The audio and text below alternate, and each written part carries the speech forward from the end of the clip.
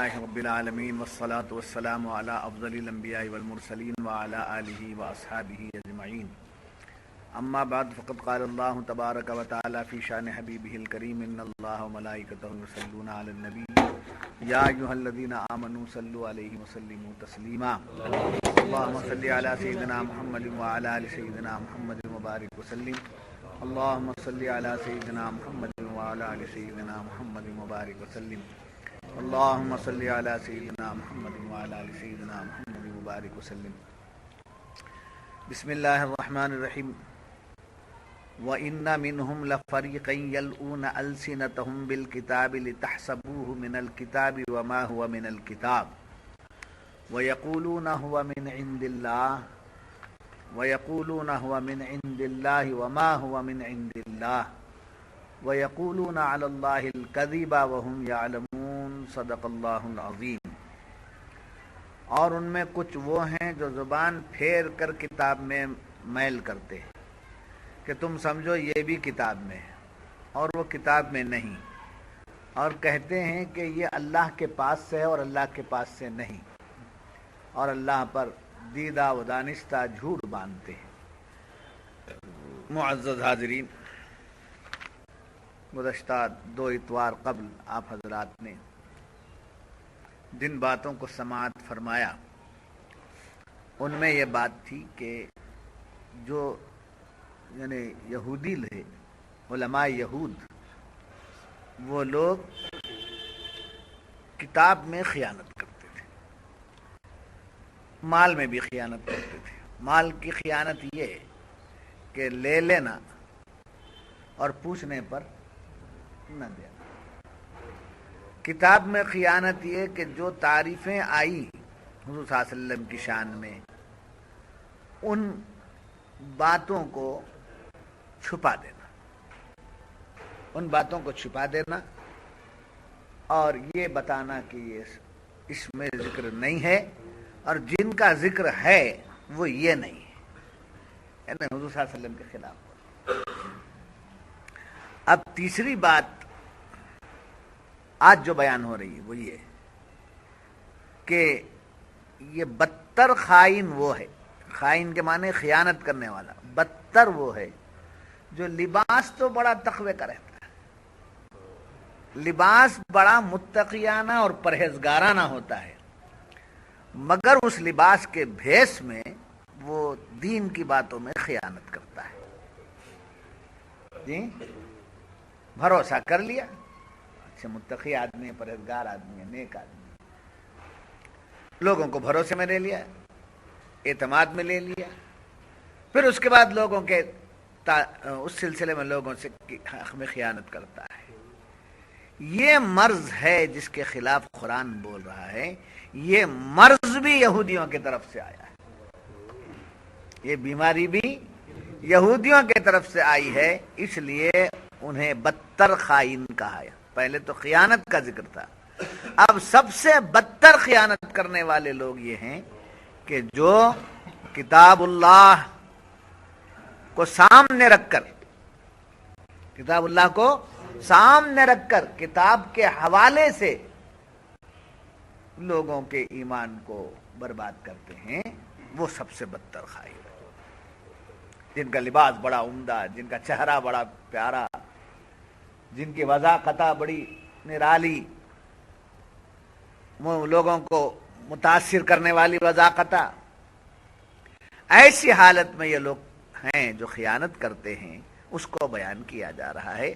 ایسے خائن کون ہیں؟ علماء یہود. کون ہیں؟ سب سے پہلے یہ کام جنہوں نے کیا وہ کون لوگ ہیں؟ علماء یہود. اب اس کے بعد جو لوگ بھی کر رہے ہیں، عام آدمی اگر کوئی بات بولے تو اس کی کوئی اہمیت دے دیتے.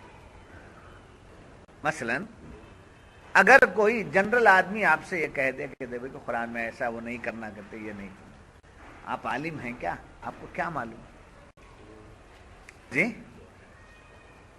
تو اس کی بات کو کا انکار بھی کر سکتا ہے آدمی سننے والا.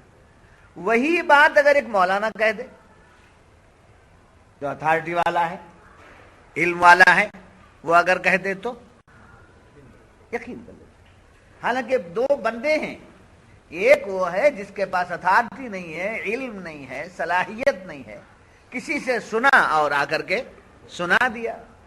اب اس میں سے جو ہوشیار آدمی ہے وہ یہی کہے گا نا کہ کیا بولے گی تمہیں کیا سنے،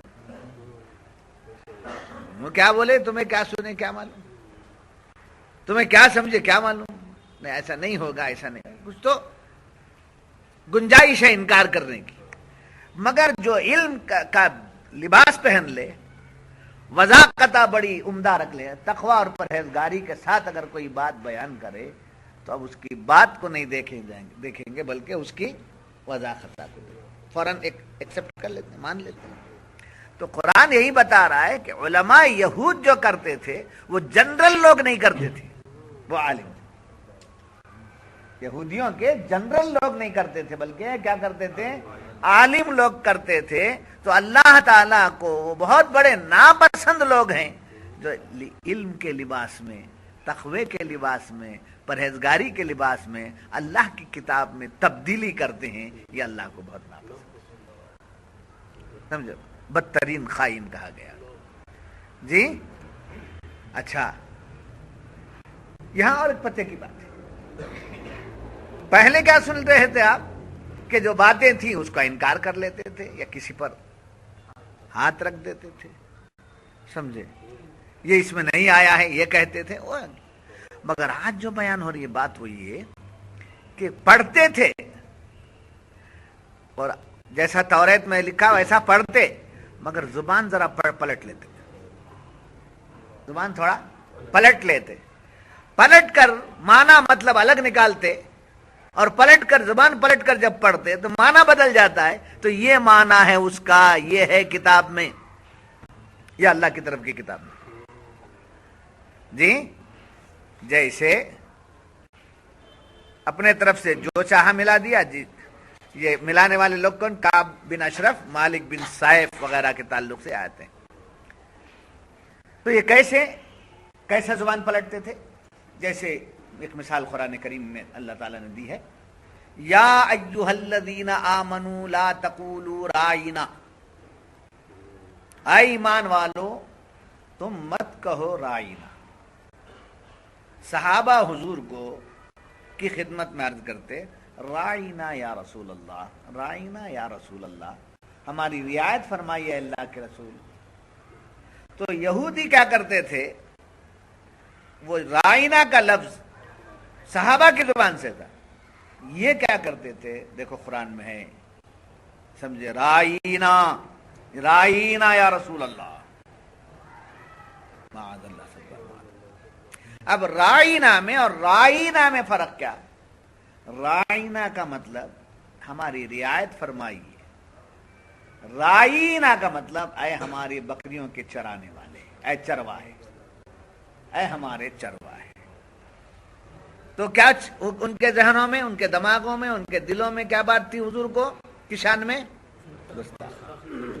اب گستاخی کرنے کے لیے اور چیز نہیں لائے، وہ کوئی اور چیز نہیں لائے، کہ میں سے جو صحابہ بولتے تھے اسی میں سے زبان کو پلٹ لیتے تھے، سمجھے، زبان کو پلٹ کر یا ایھا الذین، یہ رائنا یا محمد، ہم اے ہمارے محمد، اے بکریوں کے چرانے والے۔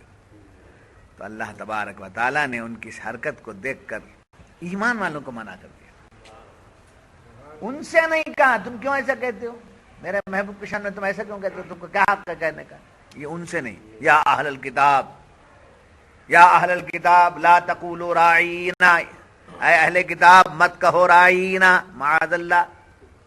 اب روکا کسے؟ ایمان والوں، اے ایمان والوں آپ ہی رائینا بولنا چھوڑ دو، انظرنا یا رسول اللہ، ہماری طرف نظر کرم کیجئے اللہ کے رسول۔ جی کسے منع کر دیا؟ ایسی باتیں لیتے، توریت میں سے بھی ایسی باتیں لیتے، انجیل میں سے بھی ایسی باتیں لیتے، جو زبان پلٹ پلٹ کے بولتے اور اپنے مطلب کی بولتے، منشاء حق کچھ اور ہوتا اور ان کا انداز کچھ اور ہوتا۔ تو یہ چیز ان کے اندر تھی، یہ جان بوجھ کر کیا کرتے، اپنی زبان کو पलट लेकर, यानी बात को खत्म करते नहीं, तो आयत बराबर पढ़ते, समझे, आयत बराबर पढ़ते, मगर जुबान की अदायगी जो है, क्या है, अदायगी में फर्क कर लेते। जब अदायगी में फर्क आता तो मतलब उनके मतलब के मुताबिक बात हो जाती। इसलिए कुरान को इन्ना मिनहुम लफरीक़न यलऊना अलसिनतहुम, उनमें से कुछ लोग ऐसे हैं जो जुबान फेर कर किताब में मैल करते हैं, यानी मैल माने वो दूसरा मैल नहीं, किताब में जोड़ देते हैं। अपनी टेढ़ी जुबान से जो बात निकल गई उसे किसे जोड़ देते हैं, किताब में। देखो यह है जी, अलसिनतुम बिल किताब लितहसबुहु मिनल किताब। फरमाया कुरान, तुम जब सुनोगे उनके पढ़ने का अंदाज, उनके बोलने का जो अंदाज है, इसको तुम सुनोगे तो क्या बोलोगे, कुरान में है, किताब में है। यानी सुनने वाला ये समझ ले कि ये किताब में से। एक तो जुबान पलट कर खियानत करते, दूसरा लोगों को कंफ्यूज कर देते, मुगालते में रख देते कि सुनने वाला क्या समझे कि ये किताब में से ही है। और फिर तीसरी बात ये कि वो कहते कि ये अल्लाह की तरफ से ही है ये बातें। वमा हुआ मिनल किताब, ये किताब में है ये, समझे, हालांकि वो किताब में नहीं है, समझे। पहले क्या कहा, लितहसबुहु मिनल किताब, तुम ये समझो कि ये भी किताब में है, हालांकि वो किताब में नहीं है। फिर उसके बाद वो क्या करते, वो यकूलूना हुआ मिन इंदिल्लाह, और कहते हम जो बोल रहे हैं वो किताब में है, अल्लाह की तरफ से, हम जो बोल रहे हैं वो अल्लाह की तरफ से, अल्लाह के पास से है। फिर कुरान कहता है वमा हुआ मिन इंदिल्लाह, ये सब बातें अल्लाह की तरफ से नहीं, ना किताब में है ना अल्लाह के तरफ से हैं। वयक़ूलूना अलल्लाहिल कज़िब, अल्लाह की किताब में है का मतलब क्या, कौन फरमाया, अल्लाह की किताब में है, तो किताब किसकी, अल्लाह की, तो किसका बयान हुआ, अल्लाह का बयान हुआ। तो अल्लाह का बयान जब नहीं है और ये अल्लाह का बयान है बोलते हैं, तो कुरान बोलता है वयक़ूलूना अलल्लाहिल कज़िब, ये अल्लाह पर झूठ बांधते हैं, तोहमत रखते हैं, झूठ बांधते हैं। वहुम यालमून, समझे, वहुम यालमून, वो अनजाने में नहीं करते, क्या है, अनजान, वहुम यालमून, दानिस्ता, जानबूझकर करते हैं। और किसके साथ करते हैं, अल्लाह की किताब, अल्लाह के नबी के मुतालिक किसको बोलते हैं, उन लोगों से कहते हैं जो उन पर एतमाद कर लेते हैं, से कहते हैं, उन लोगों से कहते हैं जो उन पर एतमाद कर लेते हैं। तो एतमाद कर लेने का मतलब गलत ये नहीं निकालना चाहिए कि जब मेरी बात पर एतमाद कर रहे हैं तो मुझे पूरा एहतियात करना चाहिए कि मेरे बात पर भरोसा कर रहा है तो मैं उसके भरोसे को मजरूह ना करूं, जैसी बात है मैं उसको पेश करूं। अगर ऐसा नहीं करता है तो लोगों को क्या कर रहा है, खियानत का मतलब धोखा दे रहा है। तो यहूदियों की साजिश और उनकी धोखाबाजी को कुरान बयान कर रहा है, समझे। अच्छा, और फिर क्या कहते हैं, मखलूत बात बताकर ये कह देते कि ये कहीं में है, किताब में, किताब में, किताब में, जबकि वो किताब में नहीं होता। ऐसा करने वाले को क्या बोला कुरान, खाइन। तो खियानत करने वाला सिर्फ माल में खियानत करने वाला नहीं होता, खाइन यानी आपकी अमानत मेरे पास है, मैं आपकी अमानत को हड़प कर लिया तो मैं माली एतबार से आपको क्या, आपके माल में क्या किया हूं, खियानत किया जी। तो सिर्फ खियानत का जब खियानत का लफ्ज जब आता है, खियानत का जब लफ्ज आता है तो किधर जहन जाता है, माल, डुबाऊ भी, बहुत डुबाऊ भी, ये डुबाऊ का लफ्ज आया तो किधर, बहुत बड़ा डकार, आना छोड़ नहीं समझना इस्माइल, ہاں بہت ڈکار، بڑا ڈکار، کیا مطلب؟ گنٹری، گنٹری، گنٹری کا مطلب کیا؟ مال. تو قرآن نے کہہ رہا ہے صرف گٹری مارنے والا، گنٹری بولتے انہوں، گٹھڑی بولتے اسے، گٹھڑی مارنے والا نہ، مال کو ہڑپ کرنے والا ہی خائن نہیں ہے. قرآن کی باتوں میں بھی، دین کی باتوں میں بھی ملاوٹ کر کے صحیح باتوں کو چھپانے والا خائن. سمجھے؟ اور پھر معاملات برابر درست ہونا چاہیے. بڑے بہت پہنچے ہوئے، بہت نمازی ہیں، بہت پرہیزگار ہیں، ان کا انٹرنل معاملہ ہے، ان کا ذاتی معاملہ ہے، انڈیویجول معاملہ ہے، ان کا اندرونی معاملہ ہے.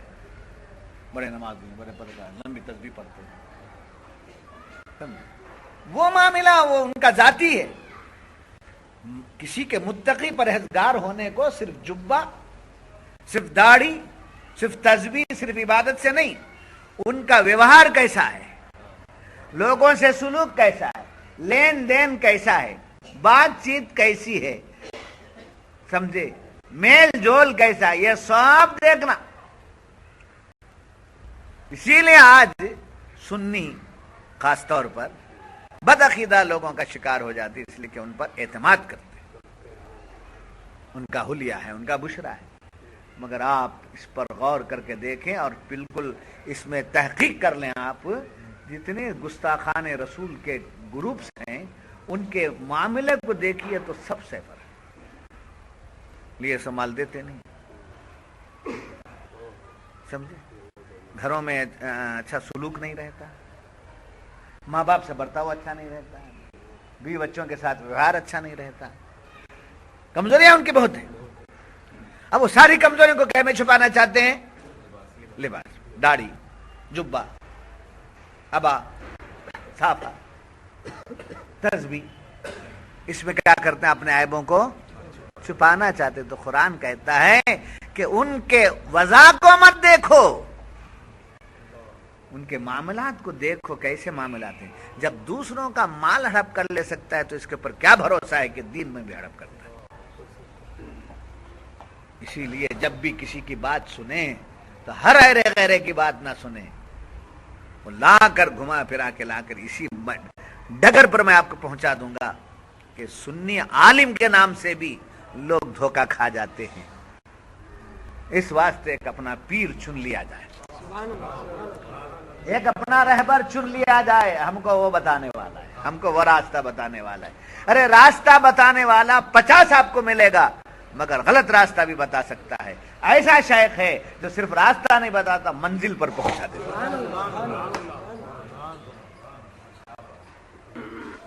جی تجربہ ہوا پرسوں بیجاپور سائڈ سے گئے، کتنے راستہ بتانے والا غلط راستہ غلط. ان کے پاس بھروسہ کیا 20 کلومیٹر آگے بڑھے، 10 کلومیٹر آگے بڑھے، پھر سمجھ میں نہیں آیا، دوسرے کو پوچھے تو راستہ، ہر راستہ بتانے والا منزل پر پہنچنے کا راستہ بتاتا ہے، گارنٹی نہیں ہے. اس واسطے ایک رہنما ایسا جو منزل پر پہنچا دے، اور وہ اگر کوئی ہے تو اسے شیخ کہتے ہیں، مرشد کہتے ہیں، پیر کہتے ہیں. اب آپ کو آ کر سنیت کے نام سے کوئی بلائے، آ جائیے، وہ بہت بڑے ہوں، مجھے کیا معلوم نہیں ہے، میرے پیر ہیں. آئیے بہت بڑے مولانا ہوں گے، بھائی مجھے کیا معلوم ہوتا، میرے پیر ہیں. کسی کا بیان سننے بولا عبد الجبار آتے ہیں، کیا جاتے نہیں جاتے، کیا کہتے ہیں؟ ہمارے ہیں، ہم کو راستہ بتانے والے، ہم کو منزل پر پہنچانے والے، یاد حق یافت حق کروانے والے ہیں. جی تو سنی علماء بدعقیدہ لوگوں سے مت سنو کو سننے سے جو منع کرتے ہیں، اس کا کارن یہی ہے کہ جب سمجھے، جب دنیاوی معاملات ان کے اچھے نہیں ہیں تو کیا گارنٹی کہ دینی معاملات ان کے اچھے. سمجھ میں؟ خائن کا معنی کیا؟ خیانت کرنے والا. امانت کا لفظ وہاں سے ہٹائیے، خیانت کرنے والا. اب وہ خیانت کہے میں کرتا ہے، مال میں بھی کرتا ہے، اخلاق میں بھی کرتا ہے، عبادت میں بھی کرتا ہے، معاملات میں بھی کرتا ہے، اور علم میں بھی. تو گویا آج کے درس میں نے آپ کو یہ ذہن دیا کہ ہر بات دین کے نام سے بات بتانے والا وہ امین ہو، یہ نہیں ہو سکتا. بات سمجھ میں آ گئی؟ اچھا، قرآن کون سی زبان میں آیا؟ جی، عربی زبان میں آیا۔ اس کا رسم الخط، یعنی اسے لکھنے کے لیے جو لینگویج ہونی چاہیے وہ کون سی؟ عربی۔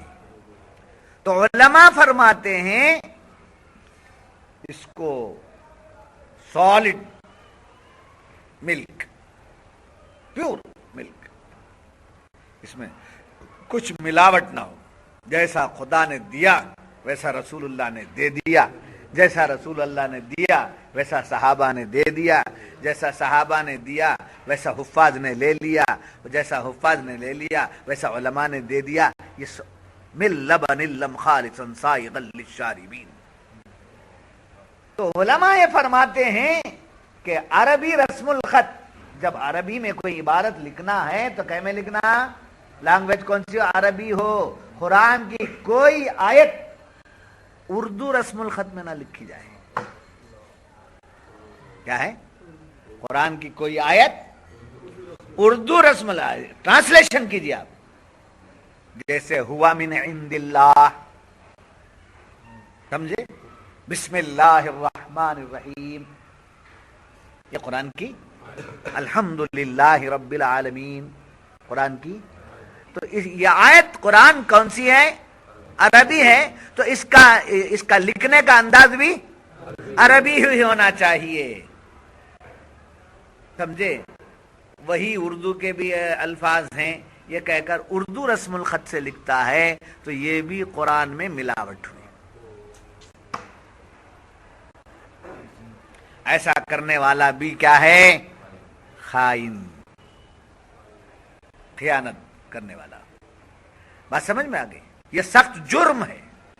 مفسرین فرماتے ہیں رسم الخط بدل کے لکھنا یہ جرم ہے، گناہ ہے، غلطی، اور اس کو کہتے ہیں نستعلیق۔ اس کو کیا کہتے ہیں؟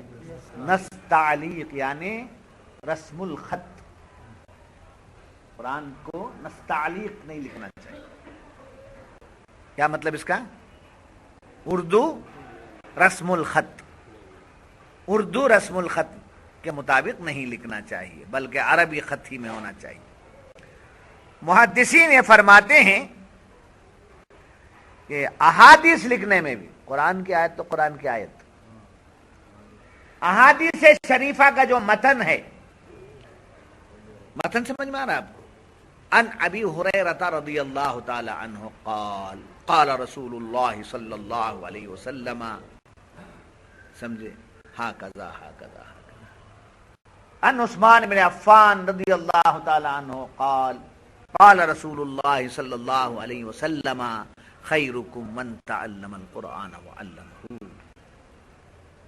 یہ کیا ہے؟ یہ حدیث، حدیث کا متن، حدیث کا متن۔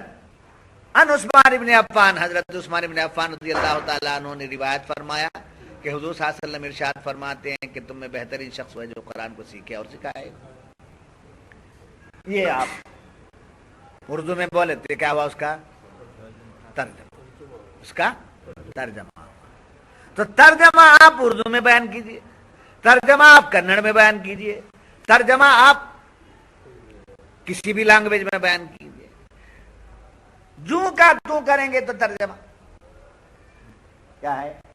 ان عثمان بن عفان، ان روایت کیا عثمان بن عفان نے، روایت ہے عثمان بن عفان سے، قال، وہ کہتے ہیں قال رسول اللہ صلی اللہ علیہ وسلم، فرمایا رسول اللہ صلی اللہ علیہ وسلم نے، یہ جو کا تم ترجمہ کریں گے تو یہ ترجمہ ہوا، ٹرانسلیشن ہوا۔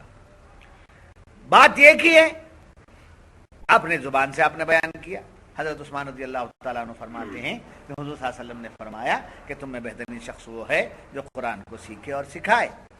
یہ جملے نہ حدیث میں جو کہ تو ہیں، نہ ترجمے میں جو کہ تو آتے ہیں، مگر جو بات بیان ہو رہی وہ بالکل صحیح ہے، وہ حدیث کے مطابق ہے، وہ ترجمے کے مطابق ہے، تو اس کو کہتے ہیں مفہوم۔ اس کو کیا کہتے ہیں؟ مفہوم، جو ٹکراتا نہیں ہے، ڈٹو الفاظ نہیں ہے، جو کہ تو الفاظ نہ عربی کے ہیں نہ ترجمے کے ٹرانسلیشن کے ہیں جی. بات ایک ہی ہے, مطلب کی بات ہے, اس کو کیا کہتے ہیں؟ مفہوم. سمجھ میں آ رہی بات آپ؟ کلاس ہے بابا, کلاس. تو ٹرانسلیشن الگ, متن الگ, ترجمہ الگ, مفہوم الگ. اس میں سے جیسی روایت ہے ویسی بیان نہیں کیا, جیسا ترجمہ ہے ویسا بیان نہیں کیا, جیسا مفہوم ہے ویسا نہیں پیش کیا, کچھ اپنے طرف سے اس کے اندر لگایا, کم کیا, اور کہنے لگا کہ حضور صلی اللہ علیہ وسلم نے ایسا فرمایا ہے. تو حضور فرماتے کوئی ایسی بات جس نے اپنے طرف سے گھڑ لیا ہو اور اس کو میری طرف منسوب کر دیا ہو, بات اس کی ہے اور اس نے کیا کیا؟ نسبت حضور کو دے دیا کہ حضور نے یوں فرمایا ہے, حالانکہ وہ بات ویسی حضور سے کا ارشاد نہیں ہے. بات اس کی ہے, اپنی بات کو میری طرف لگا کر پیش کرتا ہے, تو حضور فرماتے ہیں اس کو چاہیے کہ اس کا ٹھکانہ جہنم میں بنا لے. تو چلی تھی بات متن کی, چلی تھی بات متن کی. متن یعنی جیسا ہے اس کو کہتے ہیں متن. تو قرآن میں کے الفاظ میں, آیتوں میں, قرآن کی آیتوں میں کسی اور زبان کو ملاوٹ کرنا, اردو رسم الخط بنانا کیا ہے, میں لکھنا کیا ہے, جرم ہے جی. ایسے ہی محدثین حضور کی حدیث کو حالانکہ قرآن کی آیتوں کو کرنے سے منع کیا, محدثین ڈرتے تھے, محدثین ڈرتے تھے. اس لیے کئی صحابہ سے روایت جی, ایک ایک حدیث 5-5 10-10 صحابہ سے روایت مروی ہے. انہوں جس سے جو سنے وہ بیان کرتے ہیں, ان سے وہ جو آخر میں جو قریب سرکار کے سنے ہیں ان کو پہنچ روایت. نہیں سمجھ میں بات, بس سمجھ میں آ رہی ہے بابا. محدثین کسے بولتے ہیں؟ جو قرآن جو احادیث پر ملکہ رکھتے ہوں جی, عبور رکھتے ہیں, ان کو محدثین کہتے ہیں. جو قرآن کی تشریح تفسیر کرنے کے پر اختیار رکھتے ہیں ان کو کیا کہتے ہیں؟ مفسرین کہتے ہیں. مفسرین کی جماعت, محدثین کی جماعت. تو محدثین کی جماعت کے تعلق سے علماء لکھتے ہیں کہ اصل کتاب میں صرف اسناد اور متن میں تحریر فرمایا, ہمارا کلام کلام رسول اللہ سے خلط نہ ہو جائے. اردو رسم الخط میں لکھ کے حدیث, تو یہ ہمارا کلام اردو کہیں سے آئی ہے نا, اردو لشکری زبان ہے, اس کے اندر 4 زبانیں مکس ہیں, اس کے اندر سنسکرت ہے, اس کے اندر عربی ہے, اس کے اندر فارسی ہے, اس کے اندر ہندی ہے. ورلڈ کی زبان تو اردو نہیں ہے, یہ بات الگ کہ ورلڈ میں کہی جاتی ہے. ورلڈ میں اردو والے تو ہیں, کوئی بات کرنے والا مل جائے گا آپ کو, کنڑ سے تو زیادہ ورلڈ میں اردو بولنے والے ملیں گے آپ کو جی, مگر یہ ورلڈ کی زبان نہیں ہے. کون سی زبان؟ اردو زبان کہیں میں نہیں ہے, ورلڈ زبان میں نہیں ہے. ہمارے ہندوستان کی 14 زبانوں میں سے ایک زبان ہے, اس کو انکار نہیں کر سکتے, حکومت نے ایکسپٹ کیا ہے, دستور نے اس کو مانا ہے. تو اردو لشکری زبان بولتے ہیں اس کو, مکس لینگویج. کیا کیا اس میں مکس ہے؟ ہندی, سنسکرت ہے, اور پرشین ہے, فارسی اور عربی ہے. بول کر عربی زبان کو اردو رسم, یہ خالص عربی جو ہے یہ پوری دنیا میں ہے, کوئی لینگویج پوری دنیا میں نہیں ہے سوائے عربی کے.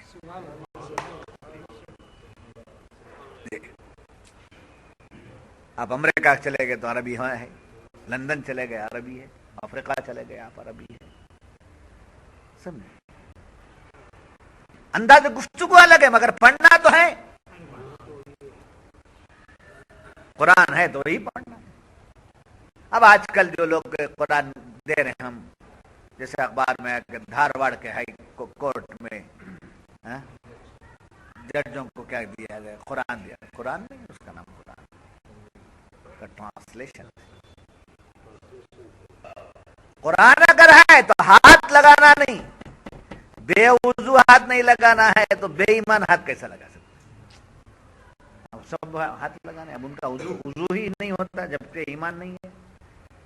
وضو صحیح ہونے کے لیے مومن ہونا ضروری ہے۔ ہاں، وہ ہاتھ منہ دھو سکتا ہے مگر اس کو وضو نہیں کہہ سکتا۔ وضو کرنے کے لیے اہل ایمان ہونا، مومن ہونا ضروری ہے۔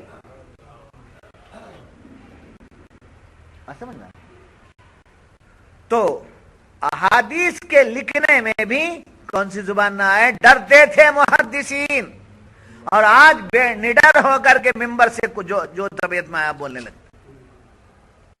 سمجھے؟ محدثین ڈرتے تھے کہیں ہمارا لکھنا، ہمارا کلام، ہمارا بولنا نبی کے کلام سے ہٹ کر نہ ہو جائے، ڈرتے۔ یاد رکھیے، اگر کوئی بات کسی کو بتانا ہو تو حدیث میں آیا ہے، حدیث میں آیا ہے۔ آپ کو کیا تعلق حدیث میں آیا ہے کہ نہیں آیا ہے؟ آپ اتنا بول دیجئے کہ علماء سے میں نے سنا ہے، شاہ صاحب سے میں نے ایسا سنا ہے، میرے پیر و مرشد سے میں نے، ہمارے علماء سے میں نے ایسا سنا ہے۔ خود اتھارٹی مند نہیں بننا، مفہوم پیش کرو، مفہوم پیش کرو، آپ کی سمجھ میں جائے صحیح آیا ہے مفہوم تو، اگر صحیح مفہوم نہیں آیا ہے تو وہ بھی نہیں۔ بات سمجھ میں آ گئی؟ ہمارا کلام رسول اللہ سے خلط نہ ہو جائے، نہ مل جائے۔ ہائے اب اس زمانے میں یہودی لوگوں نے اس قسم کی حرکتیں کی ہیں۔ توریت کی عبارتوں میں اپنی باتیں گھڑ دی اور کیا کہنے لگے؟ ہوا من عند اللہ، یہ اللہ کی طرف سے ہے۔ ایسا یہ بولتے بھی تھے، سننے والے کیا سمجھتے برابر بول رہے ہیں نا۔ یہ کام اس زمانے میں سے ہوتا ہوا آ رہا ہے، اور فی زماننا مفسرین فرماتے ہیں کہ غلام احمد قادیانی نے، مرزا غلام احمد قادیانی نے جس پر کفر کا فتویٰ ہے وہ کافر ہے، کسی بھی اعتبار سے اس کو مسلم نہیں کہا جائے گا۔ پیغمبری کا اس نے دعویٰ کیا۔ اب اس نے اپنے لوگوں کو ایک آیت پڑھ کے گھڑ لیا، جس کو علماء فرماتے ہیں یا ایھا المرأۃ توبہ توبہ انا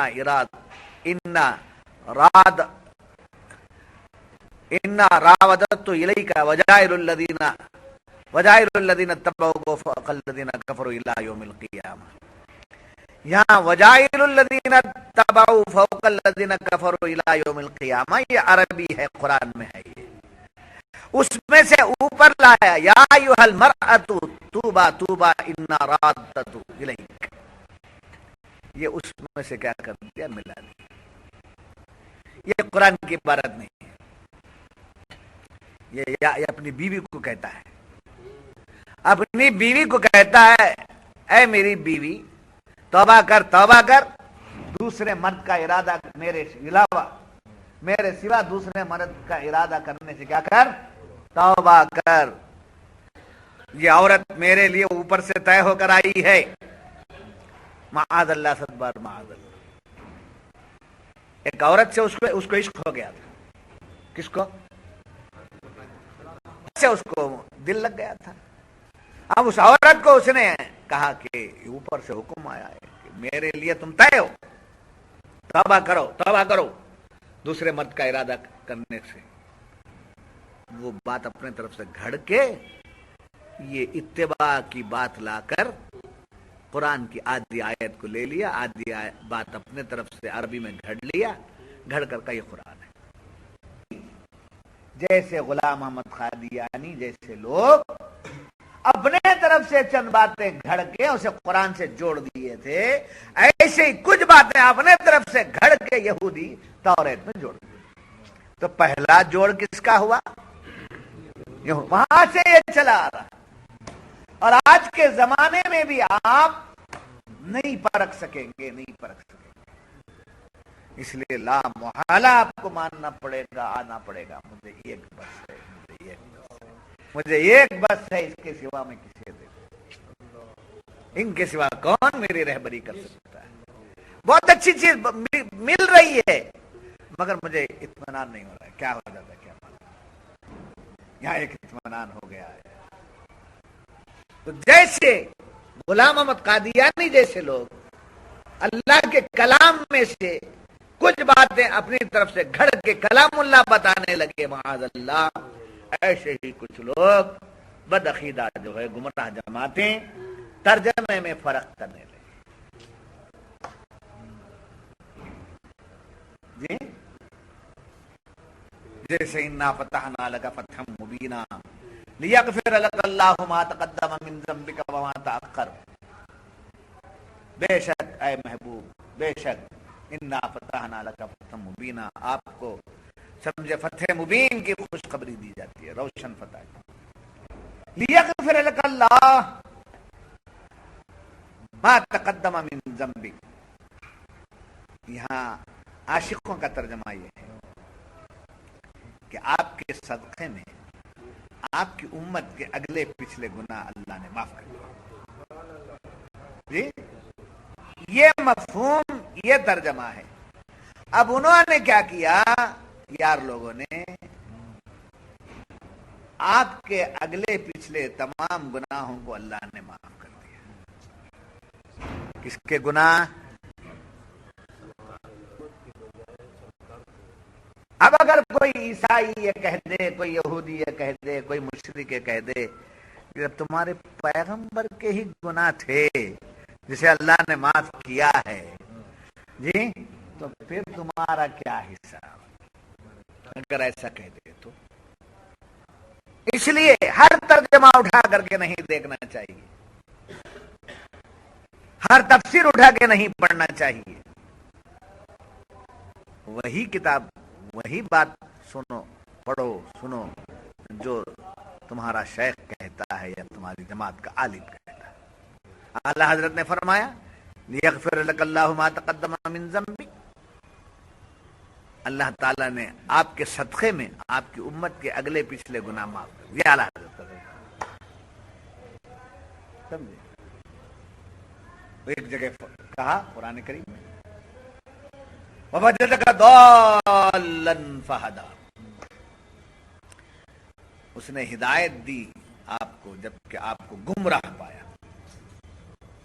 کس کے بارے میں کہا؟ حضور صلی اللہ علیہ وسلم. یا ان لوگوں نے ترجمہ کیا.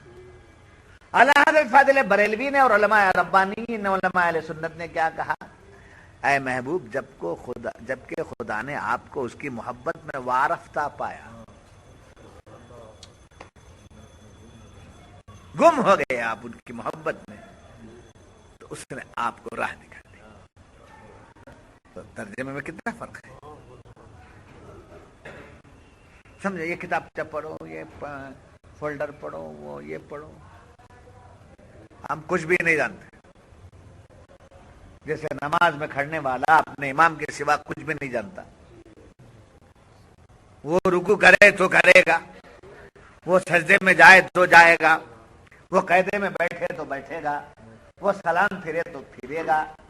سمجھا ہے نا؟ جیسے اپنے امام نمازی نماز کی حالت میں امام کے پیچھے ہو جاتا ہے، ویسے نماز کے باہر ہر مرید اپنے پیر کے پیچھے ہو جاتا ہے. وہ جو بولے سو، وہ جو بولے سو آپ فرمائیں. اور پیر کو بھی چاہیے کہ دھوکہ نہ دے، بھروسہ کر کے آئے، اعتماد کر کے آئے، خدا سے ڈرے. اب آگے بہت بڑا گمبھیر مسئلہ آ رہا ہے آپ کے سامنے. اب دیکھیے یہیں سے گمبھیر مسئلہ شروع ہو گیا. صوفیہ فرماتے ہیں جیسے یہود و نصارہ جیسے یہود و نصارا مشرکین مکار اور چال باز قسم کے لوگ قرآن کی آیتوں کے حوالے سے خیانت کرتے تھے، ویسے ہی فرماتے ہیں کہ آج کل کے صوفیہ بھی تعلیم میں یعنی تصوف کی تعلیم میں خلط ملط کرتے ہیں۔ جی صوفیہ کے بارے میں کیوں علماء نے لکھا؟ بال گہنے ہیں، گھنے بال ہیں، لباس بڑا رنگیلا ہے، سر پہ کلغی کی ٹوپی ہے، گلے میں منکے ہیں، ہاتھ میں انگلیوں میں انگشتریاں ہیں، سمجھے، داڑھی بہت ہے۔ اب جو بول رہے ہیں وہ بول رہے ہیں، جو بولنا چاہے وہ بولے، اس کو بولے تصوف۔ یہ علم لدنی، یہ ہمارے سینوں پر ملا ہے، اتریا ہے۔ سینے پر اترنے کے لیے علم ظاہر ضروری ہے، اس کی حقیقتیں کھلتی ہیں تو سینے پر اترتا ہے، اس سے ہٹ کر کوئی بات سینے پر آتی ہے تو وہ گمراہیت ہے۔ جو کچھ کے بولنا تحت قرآن و حدیث کو سلاپن نہیں کرتا، جو کچھ بولنا ہے تو کیا بولنا ہے؟ قرآن و حدیث۔ قرآن و حدیث وہی بول سکے گا جو قرآن و حدیث پڑھ کر ہے، سمجھ کر ہے۔ بات سمجھ میں آ گئی؟ تو اس زمانے کے لوگوں کا جو حال تھا، آج امت محمدیہ میں بھی ایسا جال پھیلا ہوا جو کس نام سے ہے؟ گمراہ جماعتوں کے مولویوں سے بھی تو ایک بدنامی ہے، علماء کے نام سے، صوفیوں کے نام سے بھی ایسی گمراہی کا جال پھیلا ہوا۔ معلوم ہوا جیسے یہود و نصارا خلط ملط کر دیتے تھے، ویسے ہی یہ لوگ بھی صوفیہ تصوف کے نام سے کیا کرتے ہیں؟ باتیں خلط ملط کرتے ہیں۔ صوفیہ کرام فرماتے ہیں کہ لوگوں کو دھوکہ دیتے ہیں کہ یہ بات کلام الہی ہے،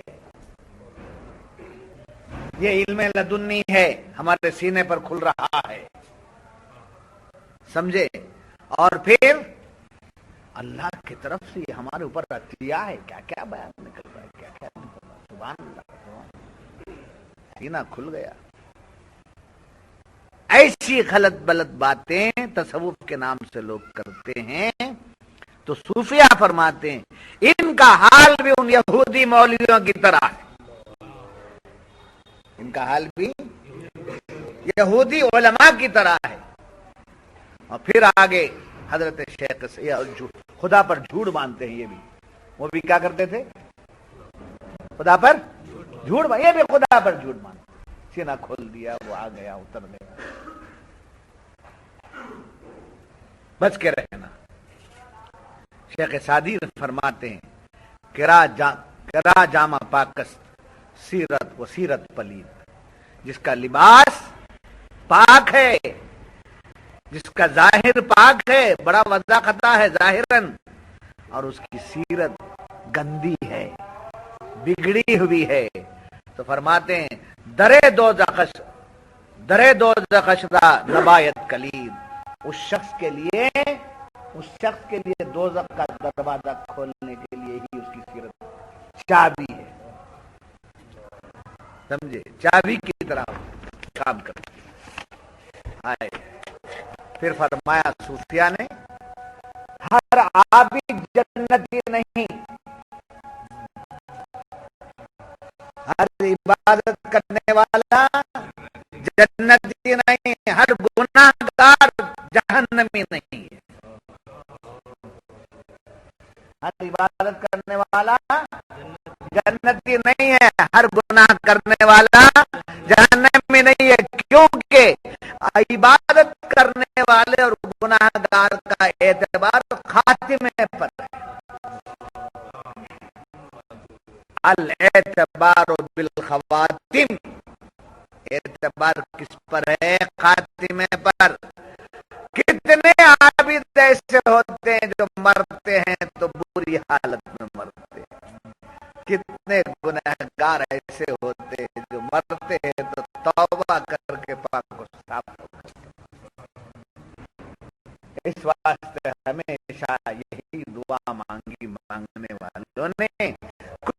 رہے یا نہ رہے پر یہ دعا ہے کہ امیر، کچھ رہے یا نہ رہے پر یہ دعا ہے کہ امیر، نظر کے وقت سلامت میرا ایمان۔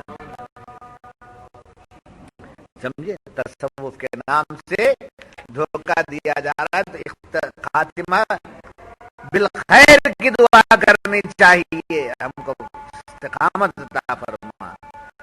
پھر اس کے بعد فرماتے ہیں صوفیہ بڑی پیاری بات فرماتے ہیں، جس شخص کو معرفت سے تعلق نہ ہو اور جو حقیقت سے دور ہو اور دوسری باتیں اپنے طرف سے بکواس کرنے لگے اور اس کو تصوف کا لباس پہن کر کمانے لگے، تو صوفیہ فرماتے ہیں کہ قیامت کے دن اس کو وہ عذاب ہوگا جو عذاب زانیہ عورت کو ہوتا ہے۔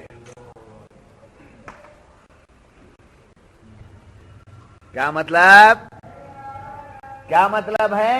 شوہر کو رکھ کر، شوہر کی آنکھوں میں دھول جھونک کر، دوسرے سے کنیکشن لے کر، تعلق قائم کر کے، بچہ پیدا کر کے اس کے حوالے کر دیتی ہے، ایسی زانیہ عورت کو قیامت کے دن عذاب ہوگا۔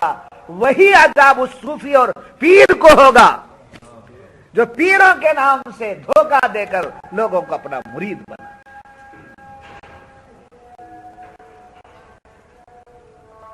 اب عورتوں کو، زانیہ عورتوں کو عذاب کیسے؟ سرکار دو عالم صلی اللہ علیہ وسلم فرماتے ہیں، جب میں معراج میں تشریف لے گیا تو مجھے ایک جماعت عورتوں کی دکھائی گئی جو بال نوچ رہی تھی اور اپنے سینے کو سمجھے قینچیوں سے کیا کر رہی تھی، اپنے سینوں کو چھلنی کر رہی تھی اور بال نوچے ہوئے تھے، سینے کو چور چور کر رہی تھی۔ میں نے جبریل امین سے پوچھا یہ کون جماعت ہے، یہ کون جماعت ہے؟ تو جبریل امین نے کہا یہ وہ زانیہ عورتیں ہیں جو اپنے مردوں کو رکھتے ہوئے غیروں سے تعلق قائم کر کے ان سے اولاد پیدا کر کے مردوں کے نسبت میں دے دیتے، یہ ان کے لیے عذاب۔ تو صوفیہ فرماتے ہیں بڑی پیاری بات کہ جو بغیر سمجھے مرشد کی اجازت کے